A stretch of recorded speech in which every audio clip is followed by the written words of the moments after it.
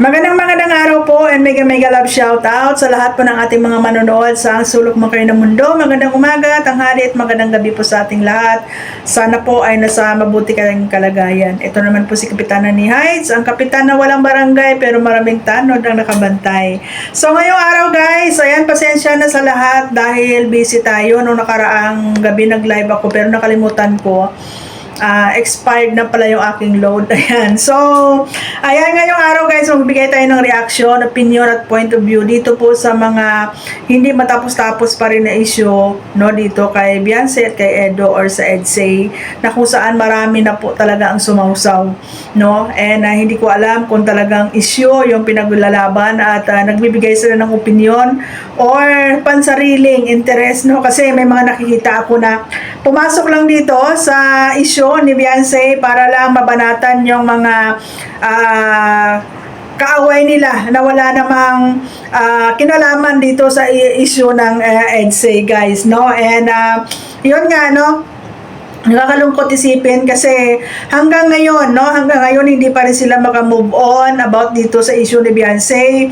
Hindi pa rin nila mabitaw-bitawan itong si Beyonce na kung tutuusin, no, grabe na yung paninira, pagbabalahura, pagdidegrade, no, pag-discriminate dito sa pagkatao at sa pamilya ni Beyonce, no. So, eto nga guys, no, may mga lumalabas na kesyo nakatanggap na ng subpoena, no, subpoena yung mga ibang mga nagko-content kay Beyonce, and coincidence lang din ba na may mga lumalabas na fake account, no. Ako naniniwala talaga ako guys na fake account yung nagko-comment dito sa mga live na nakapangalan kay Nanay Hansel. Kasi bakit?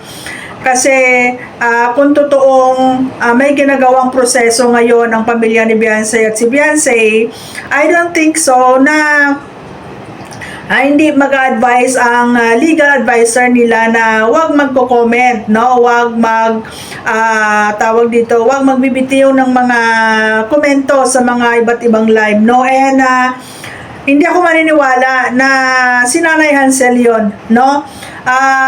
Kung napapansin nyo guys, may natanggap daw na subpoena si Erwin TV, tapos may mga nagko-comment, may mga lumalabas na fake account. Feeling ko, no, may mga tao lang talaga na gustong sumakay sa issue na to, or pwede ko rin sabihin na strategy ito or taktika ito para hindi matapos ang issue, para merong pag-uusapan at merong content, no. And sabi nga ni Kuya Bal sa live niya ay sobrang naapektuhan na daw si Edo, kung saan ay pumayat na daw ito at mukhang tumanda na or whatsoever, no. Alam mo Kuya Bal, hindi mo rin naman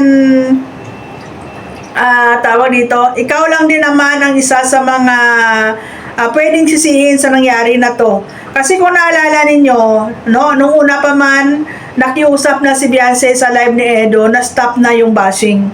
And then hanggang sa tuloy-tuloy ang issue, si Edo na mismo nakikiusap, natigilan na rin ang pamilya Batalero. Pero hindi talaga matapos-tapos ang issue. Bakit? Mismo si Kuya Bal ang nagbigay ng consent, no, dito sa mga reactor niya na pwede na, no, i-reactionan. Unlimited reaction na ang gagawin dito kay Beyonce. Lalo nung gumawa si Beyonce ng kanyang YouTube channel na kung saan hanggang ngayon na hindi pa naman niya nagagamit, no. So wala pa nga nasabi si Beyonce, wala pa nga ibang na-content, pero grabe na yung pangbabash, no. Grabe na yung okay lang naman yung magbigay ka ng reaction, pero to the point na, di ba, parang lahat na lang ng blames, lahat na lang ng discrimination, lahat na lang ng pamamahiya, panunumbat ay ginawa na dito kay Beyonce, no. So sabi nga ni Kuya Bal, kawawa daw si Edo kasi nangangayayat na. Pero naisip mo ba Kuya Bal kung ano rin ang naging epekto at naging sitwasyon kay Beyonce sa lahat ng halos ilang buwan ng pambabalahura at panunumbat nyo dito kay Beyonce? Concerned ka kay Edo? 'Di ba? Pero hindi ka tumitigil, no? Ikaw yung nagti-trigger para hindi matapos-tapos ang issue na to. Tapos ngayon sabihin mo, dahil nakiusap si Edu na tama na, tumigil ka. No, it's too late. No, it's too late. No? Concern ka kay Edu kasi nangangayayat si Edu, hindi makatulog. Naisip mo rin ba kung ano yung naramdaman ni Beyonce ngayon? Ha? Baka nakalimutan mo, si Beyonce na mismo ang nagpaalam, no? Naitigil na ang love team kasi nga hindi na maganda yung nangyayari. No, nasasaktan na yung bawat isa sa kanila at lalong-lalo na ayaw paasahin ang mga supporters. Pero ikaw, Kuya Bal, ang ayaw pumayag. No, ayaw pumayag hanggang sa kinontent mo ng kinontent mo. Actually, kung tutusin yung pagpatulfo, hindi naman issue doon yung pagtulong no? Hindi issue ng pagtulong. At bago magpatulfo si Beyonce, alam nyo diyan sa Kalingap, 'di ba, na marami ng mga nangyayari bago magpatulfo. Ang dami ng sumbatan, no? Ito yung problema dito Bawat issue nyo kay Beyonce, panunumbat about doon sa pagtulong, no? Lahat na lang na itulong, lahat ng naibigay, sinusumbat ninyo. Baka nakalimutan nyo rin ang Kalingap sa charity community, sa charity foundation. Saan ka nakakita ng tulong na sinusumbat? Saan ka nakakita na tulong pero nanghihingi kayo ng kapalit? Pag sinabi kasi dapat na tulong, walang hinihinging kapalit yan. No? Ngayon, kung yung taong tinulungan ninyo ay ungrateful or hindi man yan marunong tumanaw ng utang na loob, wala kayong magagawa doon. Ang importante, nakatulong kayo. At isa pa, hindi yan lumapit sa inyo ang pamilya na yan. Kayo ang lumapit sa kanila para tumulong. No? Sabi ko nga, kung pasasalamat at utang na loob, sobra-sobra na na klase ng pasalamat at utang na loob ang gusto nyo. No? Yan ang mali dito sa Kalingap. Tumutulong kayo, kayo yung nag-iikot para maghanap ng matutulungan, pero pag nakatulong na kayo, bandang huli nanunumbat kayo. Sabi ko nga, no, nung time na tumulong kayo sa mga tao na yan, hindi nyo kilala yung pagkatao na yan, hindi nyo kilala kung anong personalidad at anong klaseng pamumuhay meron yung mga yan. Ang intention nyo lang naman is tumulong. Okay? Kung ano man yung mga nangyari, ano man yung naging problema, importante nakatulong kayo kasi intention nyo lang ay tumulong. Pero bakit ngayon, sa bawat tulong na ginagawa nyo dyan, panunumbat, bakit kayo nanunumbat? Dahil ba meron kayong hindi nakuha na kapalit doon sa gusto nyong itinulong? So saan ang tulong doon? Kasi ang totoong tulong, once na binitawan mo na yan, so once na ibigay mo na yan, wala ka ng karapatan dyan kasi binigay mo na yan. No? So ang nangyari ngayon, si Kalingap Rab humihingi ng pasensya dito sa ginagawa ng tatay niya. So meaning to say, si Kalingap Rab mismo, nakikita niya na merong mali ang ginagawa niyang tatay niya dito. No? May nakikita niya kung anong mali ang ginagawa ng tatay niya, kaya humihingi siya ng dispensa. No? Sabi nga niya, ako na lang yung harapin nyo. No? At hindi maganda na mismo sa bibig ni Kalingap Rab manggaling na yung ginagawa ng tatay niya, content lang. So ibig sabihin sa lahat ng kaguluhan na to, kung saan si Kuya Bal mismo ang nagsasupply ng issue, si Kuya Bal mismo nagbibigay ng consent sa pagko-content, no? Content lang ito para para merong income or merong revenue yung mga reactors dyan sa community. Papaano naman yung mga taong ginagamit ninyo or yung subject na nasasaktan at nadudurog? Yun lang ba importante sa inyo, yung meron kayong may content, meron kayong mapag-usapan. Tapos bandang huli, no? Ang ginagawa ni Kuya Bal ngayon, parang nangungonsensya siya dito sa mga nagko-content na kesyo si Edu hindi makatulog, kesyo si Edu ay hindi na kumakain, no, nangangayayat na or whatsoever. It's all about Edu ang concern nyo ngayon. Paano naman si Beyonce? No? Kaya nga sabi ko dito, di ba? Hindi ninyo masusumbatan si Beyonce kasi nga sabi ko kung lahat ng meron siya, pinaghirapan niya yan, pinagtrabahuhan niya. Hindi lang po siya isang beneficiary na naghihintay lang ng ibigay ninyo. Nagtrabaho po siya, no? So kung anong meron siya, deserve niya yon. Pero ngayon may panibago na namang statement si Kuya Bal, no? Kung itutuloy daw yung kaso kay Edo, babawiin na naman niya yung bahay. Diba? So, dito mo makita na walang consistency, walang palabra di honor, walang isang salita. Diba? At sabi ni Kuya Bal, basta daw content creator magsalita, huwag daw basta-basta paniwalaan. Ayun naman pala Kuya Bal. Pero bakit nasasaktan kayo, nagre-react kayo dito sa mga content creator na nagre-reaction sa inyo kung alam nyo palang hindi dapat paniwalaan? No? Ngayon, kung totoo man na may kaso si Edo, kung totoo man na kinasuhan, wala, karapatan ng bawat isa yun. Karapatan ng kahit sino man na magsampa ng kaso kung alam nila na sila ay dihado at meron silang matibay na patunay. No? So, hindi natin alam guys, no? Kaya dyan sa mga supporters, sa mga nanonood po dito sa issue na to, about dito sa EDSA, maging alerto po kayo, maging mapagmasid po kayo, mapagmanman kayo, no? At i-analyze nyo ng maigi yung mga pinapanood ninyo, no? Kung meron kayong mga info na nakukuha sa bawat partido, no, wag po tayo masyadong vocal sa pagsasalita, guys. No, sabi ko nga sa inyo noon pa, itong issue na to, hindi ito basta-basta content lang. No?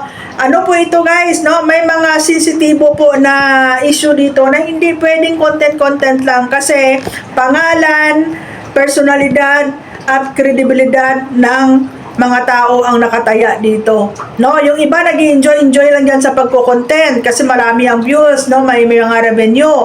Pero hindi niyo iniisip kung sa inyo kaya mangyari 'yon.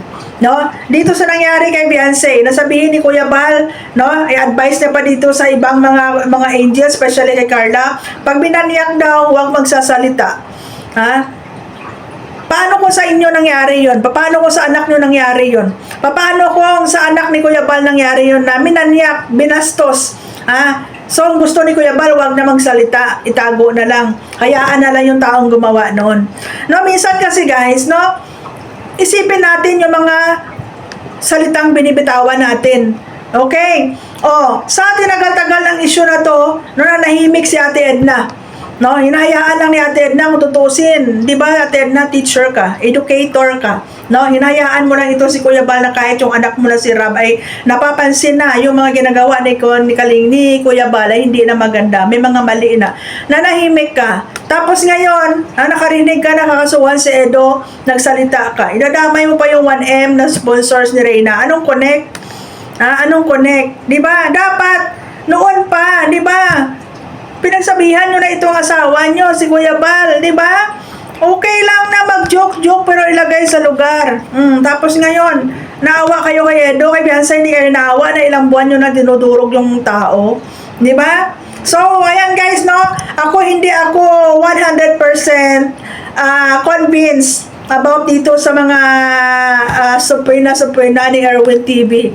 Hindi rin ako 100% convinced dito sa mga nagko-comment na to. May mga tao dyan na sumasakay sa issue. May mga tao dyan na gumagawa-gawa ng mga fake account para lang tuloy-tuloy ang content, tuloy-tuloy ang pinag-uusapan dito sa community na to.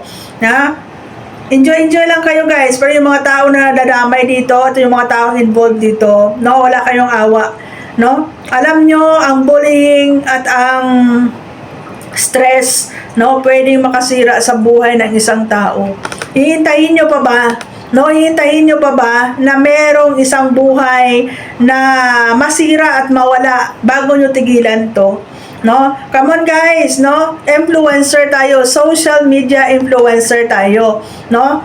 Dapat magiging good model, no? Magiging ehemplo tayo ng mga manonood sa atin. Hindi yung for content lang. My God, no? Ang pera makikita 'yan. No, ang pera pwede mong kitain 'yan as long as masipag ka at madiskarte ka. Pero dapat kitain natin sa maayos na pamamaraan. Hindi yung kahit may buhay kayong masira basta meron kayong kinikita. No? My goodness. No? Magpakatotoo tayo guys. No? Maging responsable tayo. No? So, be vigilant. No? Diyan sa mga supporters diyan, be vigilant sa mga nangyari sa paligid nyo guys. No? Obserbahan ninyo yung mga tao na nagsasalita. Yung iba diyan for content lang, sumausaw lang. No? Tapos wala naman sa issue yung pinagsasabi, kundi para lang makaganti doon sa mga dati nilang mga naging kaaway. No? Ano yan? Yung iba yan, sabihin nila sumausaw kasi for the views, pumaldo. Pero sila sumausaw pero hindi naman pumaldo. My God! Paldo, usapang paldo lang ba dito? Alalahanin nyo, may 18 years old na bata na nasisira ang buhay ng nadadamay dito. Di ba? At saka, anong kinatakot ninyo kung kasuhan si Edo? Kung naniniwala kayo na wala namang ginagawang masama si Edo, bakit kayo matatakot? Kasi sa korte, kung wala ka naman talagang matibay na ebidensya at kung ikaw ay nasa tama, anong kinatakot mo? Di ba? So, yan lang guys, no? Naguguluhan ako dito, kaya minsan parang, di ba? Nanonood lang ako, pero sabi ko, ano nangyari? Ang dami nakikisawsaw, lalo na yung iba, wala namang alam kung anong punot dulo. No? Hindi nila alam kung anong punot dulo, hindi nila alam bakit umabot sa Tulfo. Ano nga ba ang intention sa Tulfo? Ano nga ba ang naging issue? Ano nga ba ang punot dulo at simula ng issue na to bakit umabot sa Tulfo? Basta doon na sila nagbase na tinulungan, pinatulfo pa. Hindi naman issue yung tinulong eh. No? Ang issue dito, yung mga hindi magagandang lumalabas sa bibig ni Kuya Bal bilang founder na supposed to be, siya yung mag-aayos ng gulo dito pero siya pa yung nanggagatong. Siya pa yung nag-i-invite ng bashing. Siya pa yung nagsasupply ng issue sa community para tuloy-tuloy ang usapan. No? My goodness guys, no? May mga personal interest na mga nangyayari dito, no? May mga personal interest na nangyayari dito sa issue na to, which is yung iba sumasakay na lang din. Di ba? Hindi na kayo nanonood kung yun bang yung pagre-reaction ay tama, pambabalahura, pambabastos, basta kampi-kampi na lang. My goodness guys. So, ayan, magla-live tayo pag may time ako guys. Maraming salamat and God bless everyone. Thank you.